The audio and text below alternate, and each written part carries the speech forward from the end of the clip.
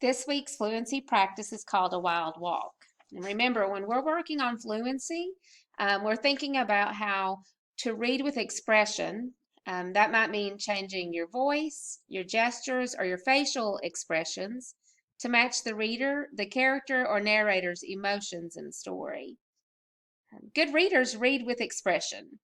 They pay attention to the words, phrases, and punctuation in story because that tells how the character or narrator might be feeling. They match their voice to the meaning of the story. This makes the story more interesting to hear, and it really helps the listener understand the story better. So I'm going to practice what that would look like today with a wild walk. And then if you have this page at home, you can practice throughout the week as well. A wild walk. Today I went for a walk in the forest with my dad and our dog Mac. We thought it would be a peaceful, easy hike. Boy, were we in for a surprise. It started out as a nice sunny day. Mac was romping along ahead of us on the trail.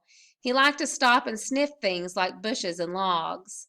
Mac's nose is much more sensitive than a human's, said Dad. He can smell where other animals have been, even if they left the area a long time ago. Wow, that's cool, I said. Hey, Mac, you have smelling superpowers. Unfortunately, Mac was not aware that some of the places he was poking his nose could be dangerous. He stuck his snout right into a hole where some yellow jackets had made their nest. Yellow jackets are stinging insects similar to bees. Yip! Mac jumped back when a yellow jacket stung his nose. We'd better run! Get away from that nest, cried Dad. The three of us sped up the trail. When we reached the top of the hill, we were out of breath.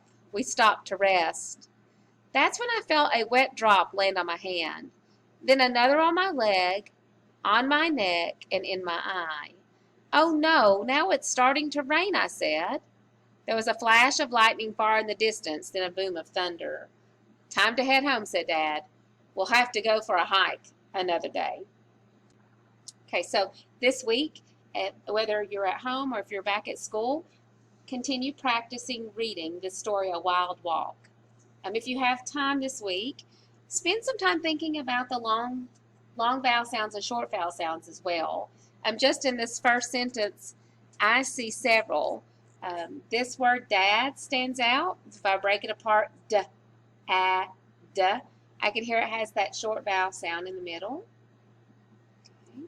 And then if I go to the second sentence, I can see the word easy, and I see that E, that word easy says the long E sound. And I can see those two letters, E and A, working together to say its name. And then the next word would be hike. I have an E at the end. I hear that long vowel sound I. So that silent E is helping the I say its name. So if you have time this week, work through one or two sentences and think about the long and short vowels you see within the sentence.